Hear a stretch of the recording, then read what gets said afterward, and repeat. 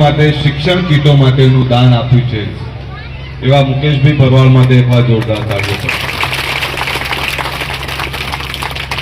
દોસ્તો, દાન આપવું એ નાના છોકરાના ખેલ નથી. કોઈ પણ માણસ હોય પોતાના ગજવામાંથી બીજાના કલ્યાણ માટે નાણાં કાઢવા, એ જેના મનમાં બીજા માટેની ભાવના પડી હોય, બીજા માટેની ચિંતા હોય, એ જ નાણાં કાઢી શકે. અને એ દાન 1 રૂપિયાનું છે કે 1 કરોડનું,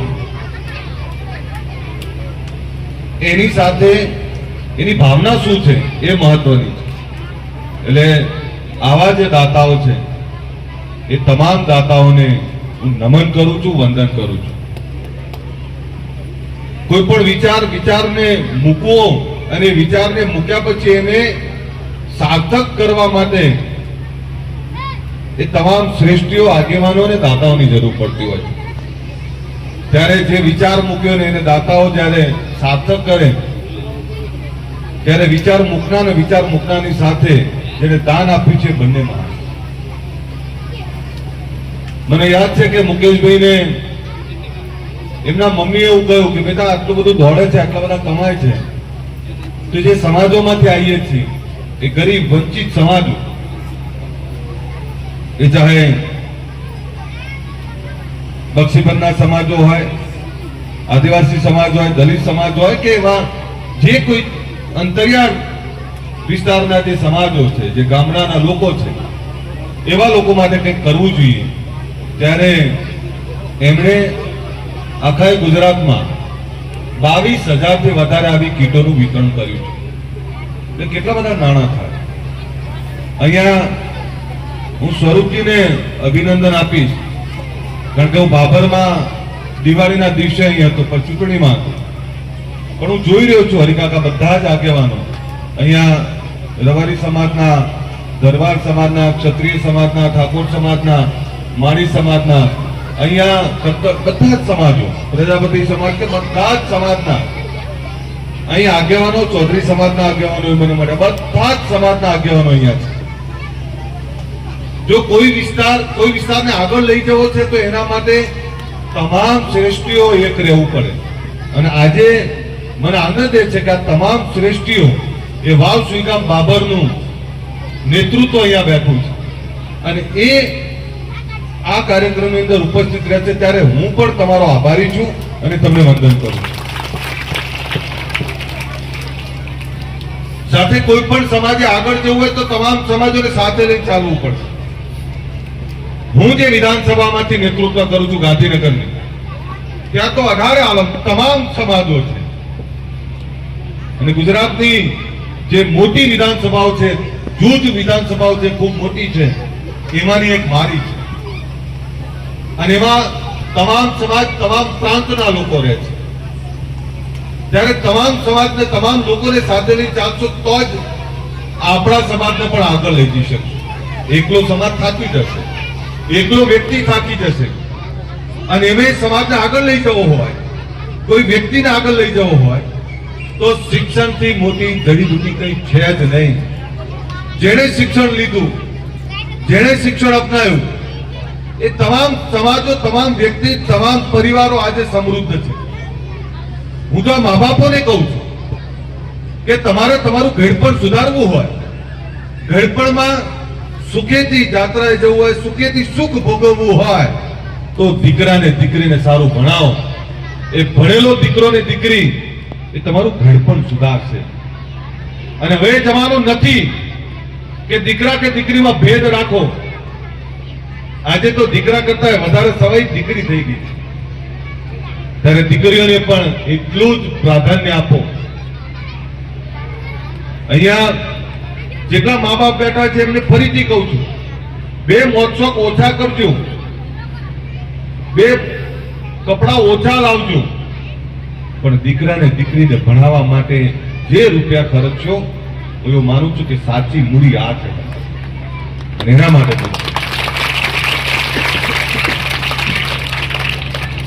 જેની જોડે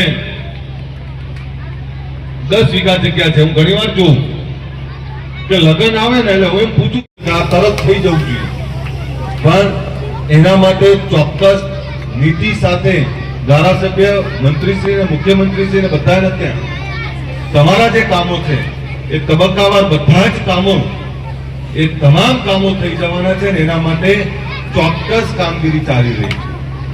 એટલે કોઈ કામ તરત થઈ જશે એવું તો રાજનીતિમાં હોતું નહીં, પણ તમારા બધા જ કામો, તમારી જે જરૂરિયાતો છે એ પણ હું જોઈ રહ્યો છું. નૌકાબેન અમે તો જાણીએ, સ્વરૂપજી તરત 100 મંગળવારે સીએમ સાહેબ ના ત્યાં, મંત્રીઓના ત્યાં એ તમારા કામ માટે મથતા હોય છે.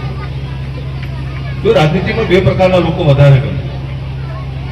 એક કે જે સતત મથે અને મથવાની સાથે આપણો છણકો પણ સહન કરી લે. આ સ્વરૂપજી તમે છણકો કરો તો સહન કરી લે, તો આપણા તો એવું ગમે ને. હવે ધારાસભ્ય બન્યા પછી નહીં તો બધા છાતી ખોલી ચાલતા હોય. આપણે કઈ માગીએ ને તો તરત ગુસ્સે થઈ જાય. હવે ધારાસભ્યનું કામ શું છે? પ્રજાની જરૂરિયાત પૂરી ના થાય તો ગુસ્સે તો કરે. એનો ગુસ્સો શાંત કરવા માટેની શું વ્યવસ્થા?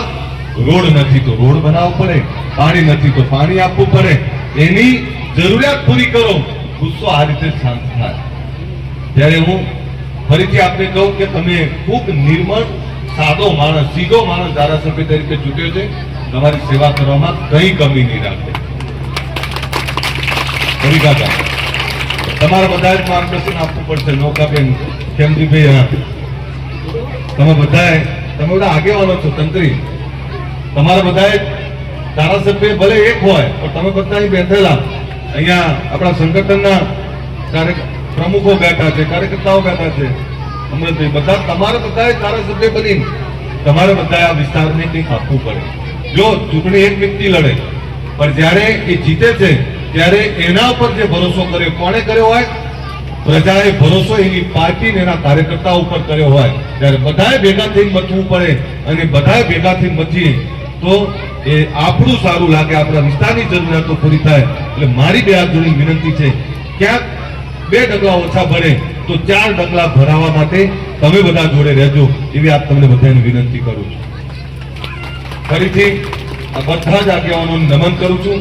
વધારે કંઈ કહેતો નહીં, પણ હું તો અમારા સમાજના આગેવાનોને કહું છું, મારા ક્ષત્રિય ઠાકોર સમાજના આગેવાનોને કહું છું, હાથ પગ અડવાના.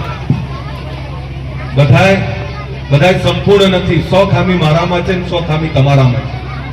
પણ જે સારું કરે છે એની ખૂબીઓને પારખતા શીખીએ. સમાજમાં જે લોકો જરૂરિયાતમંદ છે, સમાજના જે લોકો છે, જે ગરીબ લોકો છે, ગામડાના લોકો છે, એવા લોકોની જરૂરિયાત પૂરી કરવા માટે આપણા પોતાના વ્યક્તિગત ગમાને ભૂલી અને લોક કલ્યાણ માટે કામ કરીએ. અહીંયા તંત્રી સાહેબ ઘણું બધું બોલવાના છે, પણ તો હું કહી દઉં કે આ સ્કૂલમાં જ્યારે અહીં આવ્યો છું ત્યારે આપણી બધાની જવાબદારી છે કે આ સ્કૂલ એને સરકારી વ્યવસ્થા, સરકારી માન્યતા માટે આપણે બધાએ ભેગા થઈને પ્રયત્ન કરીએ, એવી હું તમને બધાને વિનંતી કરું છું. હરિકાકા, તમારે બધા નૌકાબેન શ્રેષ્ઠીઓ જોડે આવવું પડે. ફરીથી અહીંયા મારે અહીંયા રવાડી સમાજના આગેવાનો દેખાય છે, મારી બહેનો અહીંયા બેઠી છે. ત્યારે ઘણીવાર હું કહું કે તમે જ્યારે કોઈ સમાજની વાત કરો છો ત્યારે ગામડામાં જાઓ, જે માલધાર રાખે છે, એ ચાહે ચૌધરી હોય, રબારી હોય, ઠાકોર હોય કે કોઈ પણ સમાજ હોય, જે માલધાર રાખે છે, અને ઘણા એવું કે તમે તો 100 લીટર દૂધ ભરાવો છો, 200 લીટર દૂધ ભરાવો છો, તમે 10 લીટર દૂધ ભરાવો છો, તમારી જોડે તો બહુ રૂપિયા છે. ત્યારે એવા લોકોને કહું કે ક્યારેક ચોમાસામાં જઈ અને એના નેહડામાં જોજો, ક્યારેક જ્યાં માલધાર બાંધ્યું હોય ત્યાં ઠાકોર, ચૌધરી, પ્રજાપતિ કે દરબારના ત્યાં એના વાડામાં જોજો, અને ત્યારે ખબર પડે કે આ માલધાર રાખવું અને એમાંથી એ 10 લીટર દૂધ કાઢવું કેટલું કાઠું છે, એની કેટલી માવજત કરો છો, કેટલી મહેનત કરો છો. સવારે 4 વાગે ઉઠીને રાતના 11 વાગ્યા સુધી મહેનત કરો છો ને, ત્યારે આટલું દૂધ ભરાય છે. અને એની ઈચ્છા ના હોય અને એને સુખી થવાનો અધિકાર છે. અને પરમાત્માને પ્રાર્થના કરું છું કે આપણું આ બનાસકાંઠાના તમામ સમાજો સમૃદ્ધ થાય, તમામ ઘરોમાં ખુશીઓ આવે, તમામ બાળકો અહીંયાથી ખૂબ સારું શિક્ષણ મેળવે. કારણ કે બનાસકાંઠાને એટલે અભિનંદન આપું, અહીંયા બાગાયતી ખેતી આપણે સારી કરી રહ્યા છે. આપણે અહીંયા બનાસ ડેરીને એટલી બધી સમૃદ્ધ કરી છે, દૂધ ભરાય માલદાર રાખીને. ત્યારે અહીંયા શિક્ષણ પણ ખૂબ આવ્યું છે. ત્યારે આથી વધારે ખૂબ મોટું શિક્ષણ વધે એના માટે પરમાત્મા ભગવાનને પ્રાર્થના કરું છું. ફરીથી આટલો સરસ સુંદર કાર્યક્રમનું આયોજન કરવા બદલ અહીંની વાવ શ્રીકામ બાબરની અમારી ટીમ, એ ગુજરાત ક્ષત્રિય ઠાકોર સેના ઓબીસી એસસી એસટી એકતા મંચના તમામ યુવાનોનો આભાર અને ફરીથી તમામ દાતાઓનો આભાર અને પરમાત્માને પ્રાર્થના કરું કે આ તમામ બાળકોને ખૂબ સમૃદ્ધ કરે, ખૂબ સુખી કરે અને ગુજરાતનું આવનારું ભવિષ્ય, આ દેશનું ભવિષ્ય ખૂબ ઉજ્જવળ કરે. એ જ વિનંતી સાથે મારી વાત પૂરી કરું. અસ્તુ. જય હિન્દ, જય